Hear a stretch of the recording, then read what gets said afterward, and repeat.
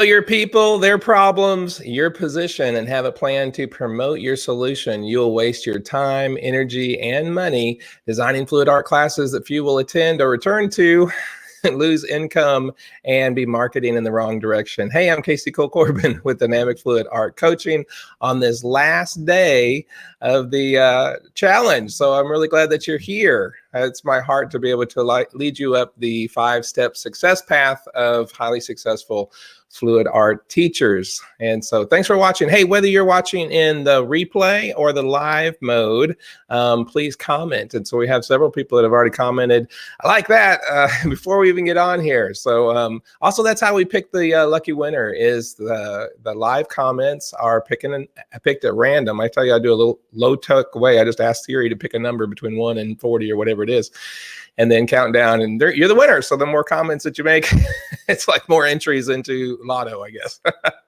Hey, let's review what we've been doing so far this week. It started on Tuesday, and even though this is the last day, it is not too late to start. You can still hit that enrollment, and the enrollment will get you the emails of the workbooks and also the fill-in-the-blank handouts and some other freebies like a free assessment, and then I'm going to also send out a survey later today or tomorrow I'd really love your input because that's how I grow and change, and you need to be doing surveys too with your students, okay? So you can get every day, it's just 15 minutes, so it's really easy to get caught up. You can get caught up on the whole week in an hour. And so this is what we've been talking about. The first day, Tuesday, was about people, knowing your people, the psychographic data of who your student is. And if you don't know what that means, I don't think anybody did before we started. So we've got a great workbook that has 3 pages of an exercise to be able to help you to fully understand and totally know your ideal people, your ideal students coming to your classes, body, mind, and soul. All right. So that's how we have to know our folks. Not only knowing who's coming to you now, but also choosing who you want to come to you in the future and marketing towards them. And then number 2 was Wednesday, their problems, not your problems, but your people's problems. And what can you do in your business to be able to solve problems for them? And that's what you market. You don't market the details of your class, okay? Number 3 is positioning. How do you position yourself so that you are the solution to your people's problems? And yesterday we talked about planning and how do we plan that all out? What strategies do you consistently implement to attract those ideal people? And today, the last day of the 5-day challenge is woo-hoo, promotion, the one that everybody tries to skip to and do a Facebook ad and think that's it. No. How do you find these potential students and turn them into buyers? All right.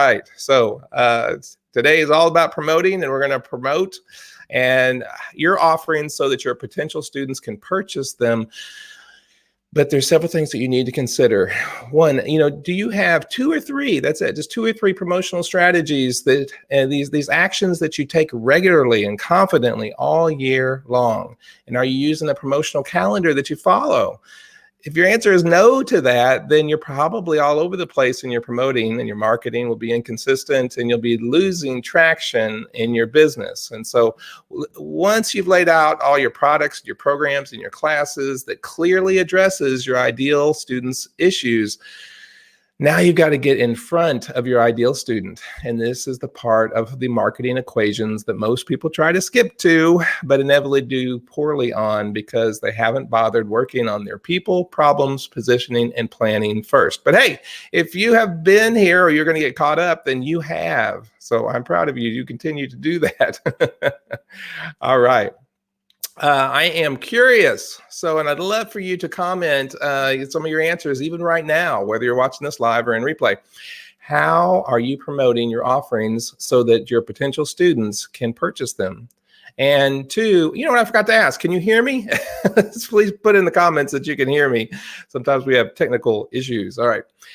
Do you have 2 or 3 specific promotional strategies and actions that you do regularly and confidently all year long? And my 3rd question to you is, are you using a promotional calendar that you follow? Again, if you're not doing that, then you're probably just all over the place, right? And then you lose momentum and you do the stop, start, and never get anywhere, never build traction, okay? So we're going to talk about how to do that today.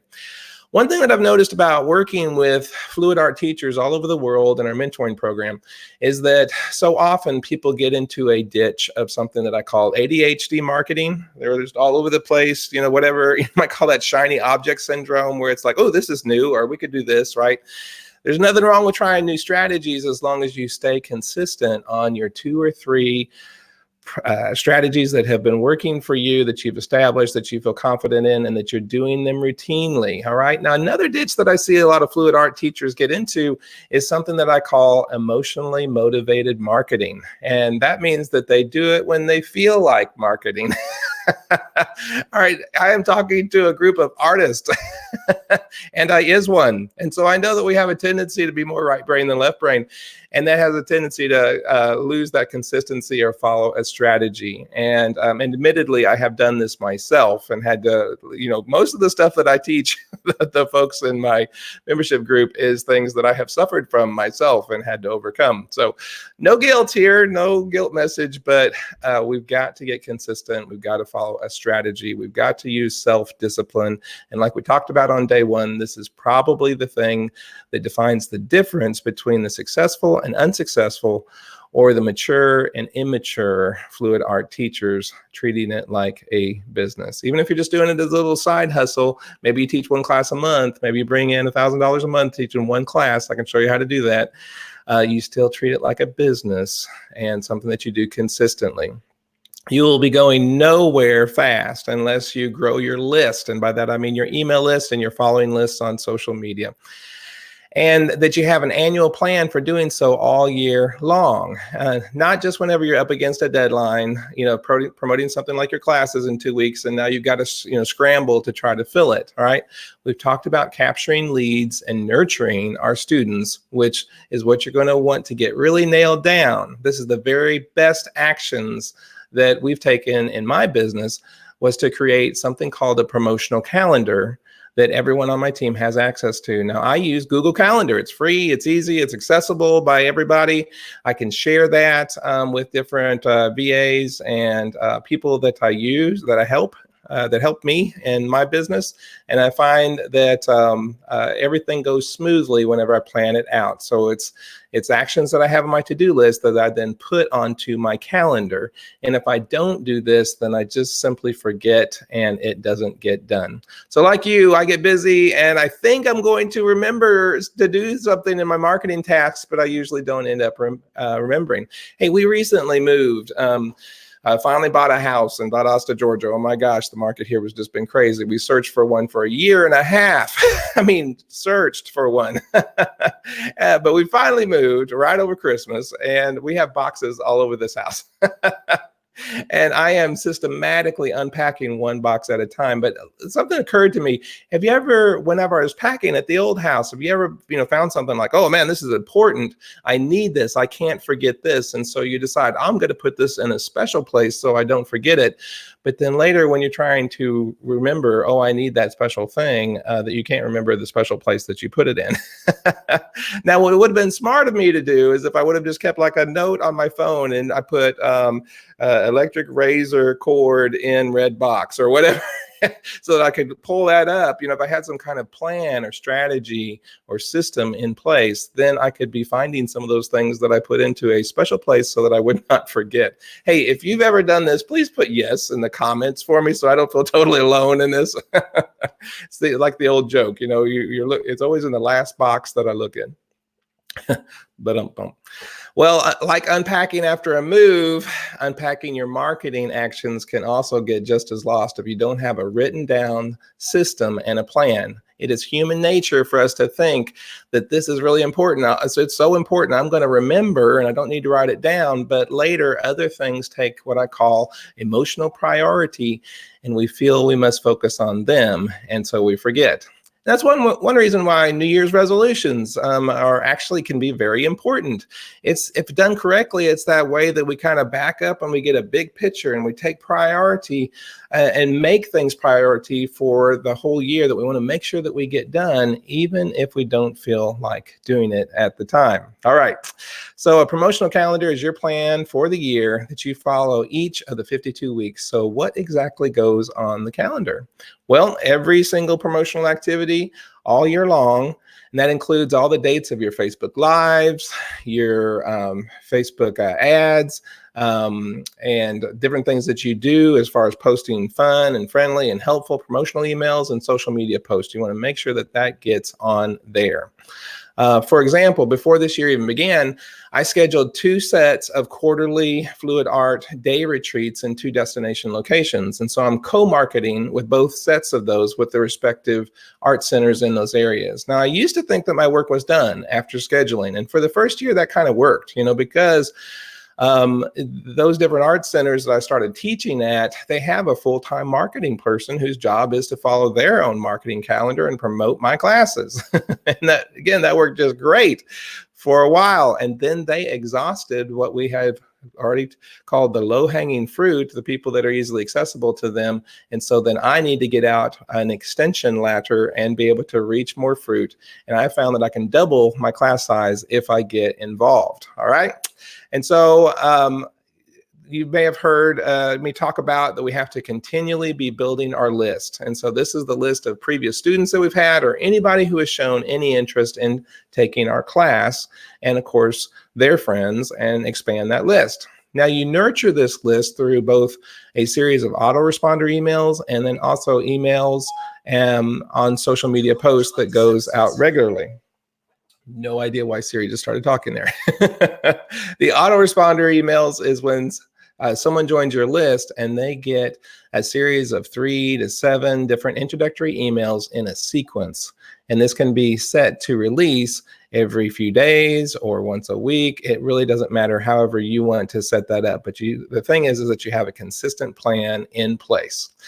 And your promotional calendar also kicks in with routinely scheduled emails that you plan to have go out over the next 52 weeks in these categories. So I recommend that you do a third of each one of these. And so you do a third of your emails that go out, and your posts on social media need to be fun and friendly. And this just establishes a relationship with you so that people start to know, like, and trust you. And the second category is helpful. So this is free information. And this is where we talked about maybe some of your freebies and your good stuff. It needs to be highly valuable to the people that are seeing that, so that the next time they see your email, and that's in the next category, promotion, where you're wanting to sell a class or sell a product, then they are already in the habit of, ooh, there's Casey Corbin's, I like his emails, they're very helpful, so I'm going to open those up. All right, so you repeat and repeat and repeat and repeat. And I recommend that you do that series either 3 a week, or if you're not ready for that, 3 every other week, or 3 a month, whatever you want to do, but just do it consistently. Now, here's something that you may not know.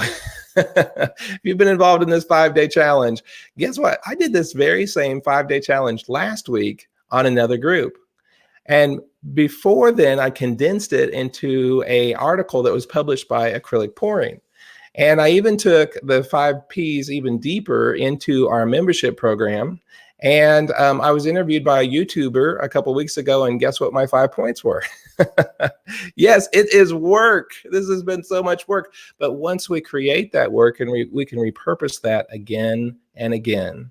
And so lay out your emails and send them to your growing list out on the calendar, and every Facebook Live or Facebook and Eventbrite post that you create, as well as any paid advertising that you might be planning, so that there is no way that you can forget, for example, that on March 1st, it's your last call email for your class going out. Nor can you forget whenever you sent out your early bird special is ending email, and when it was supposed to go out as well too.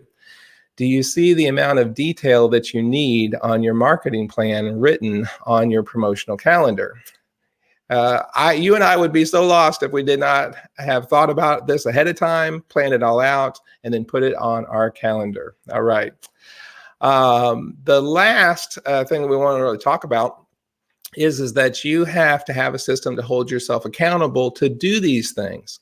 And it just doesn't get done in business if we do not. And so you want a promotional calendar to keep you on track for those external things that you do, the practical, send this email, write this post.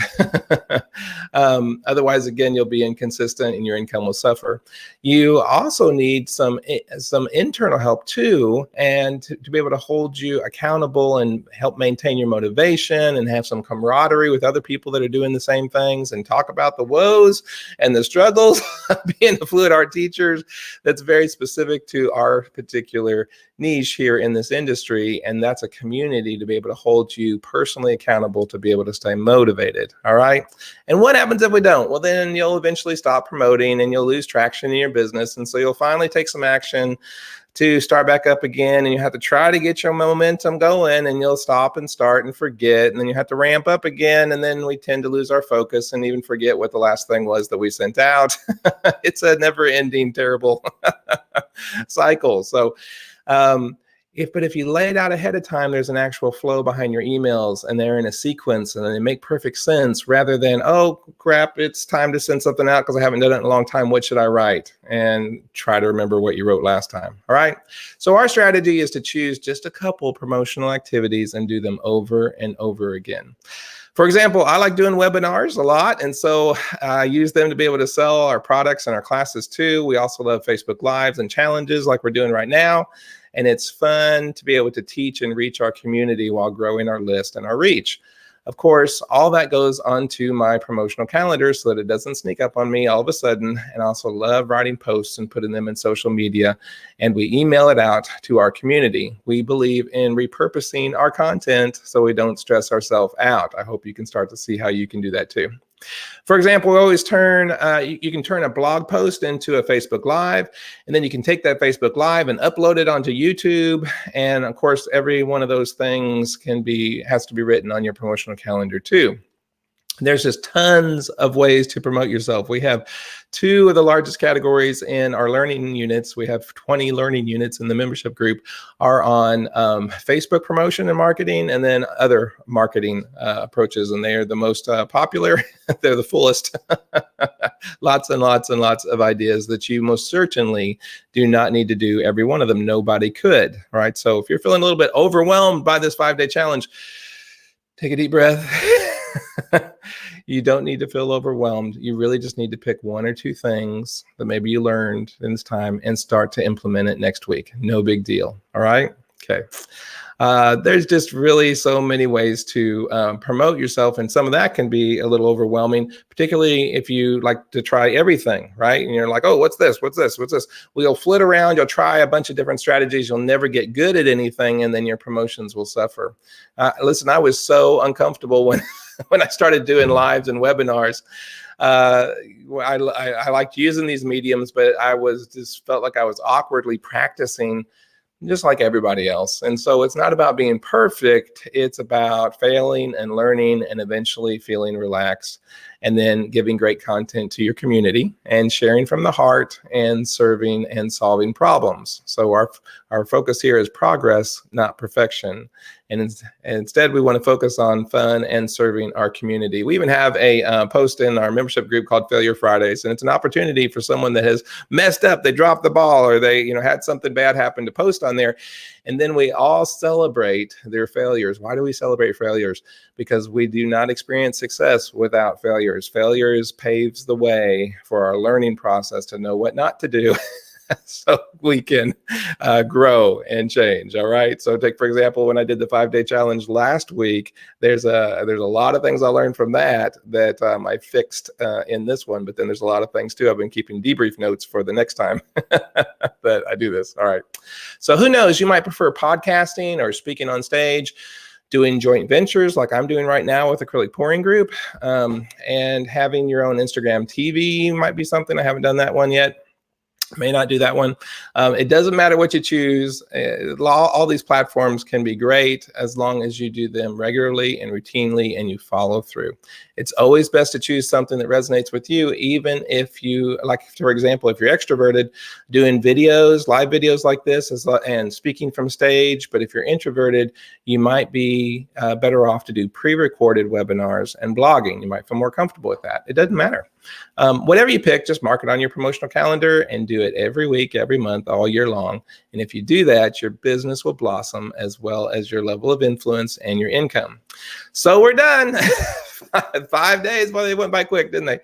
But this is a great deal of learning here, and I want to make sure that you don't overwhelm yourself, all right? And one of the nice things about the Teachers of Art membership program is that we actually apply these 5 steps to almost everything that we do. And so while there's several different topics in there, we talk about how to apply the 5 P's to each one of those, and it's something that we can more experientially learn than just trying to retain it as a theory up here. I really want you to consider joining us, and so I'll be sending out an email with a link later today that will describe the program to you, and we would love to have you on board with us, okay?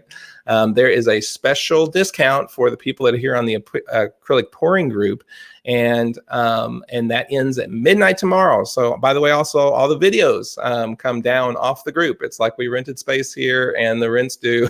We got to go. All right. So I would love to see you there. All right. Good. Okay, well, I'm seeing lots of comments on here. Good. I like to try to end these, at about 15 minutes, and so I'm going to go ahead and end this. But I'll be answering questions both in the comment stream here in a little bit. I also want to remind you that at 8:30 tonight, so it's almost 1:20 here my time. So at 8:30 this evening Eastern Standard Time, Kathy will be back and we'll be doing a co-hosting as we do a Q&A session. So if you would get your questions together, attend live and ask them then is just great. You can also put it into the special Ask Casey post, which is in the announcements section of the acrylic pouring group. And I would love for us to talk and get all your questions answered then. It's a lot more casual setting. We're kind of conversational as opposed to really trying to get the training done, which I'm going to end today. See you tonight.